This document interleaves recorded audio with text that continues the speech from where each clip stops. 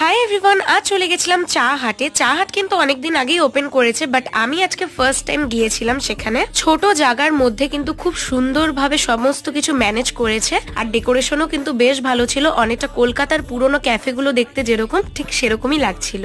লোকেশনটা হচ্ছে পঞ্চরঙ্গের মোড় থেকে ইন্দুপুরি মিষ্টির দোকান যাওয়ার যে রাস্তাটা, ঠিক ইন্দুপুরি মিষ্টির দোকানের উল্টো দিকেই তোমরা চা হাট পেয়ে যাবে। মেনু কার্ডটা দেখে আমি জাস্ট অবাক হয়ে গেছি। এত কম দামে এত রকমের সমস্ত খাবার পাওয়া যাচ্ছে যে তোমাদের বলে বোঝাতে পারবো না। তোমরাও মেনু কার্ডটা দেখে নিও। আর আমরা অর্ডার করেছিলাম ভেজ স্যান্ডউইচ, তার সাথে 2 কাপ চা। চাটা কিন্তু অসম্ভব ভালো ছিল, বাট স্যান্ডউইচটা কিন্তু খুব একটা লোডেড ভেজিস বা চিজ দিয়ে ছিল না, বাট চাটা কিন্তু দুর্দান্ত ছিল। আজকে ট্রিটটা কিন্তু মেরিদির তরফ থেকে ছিল।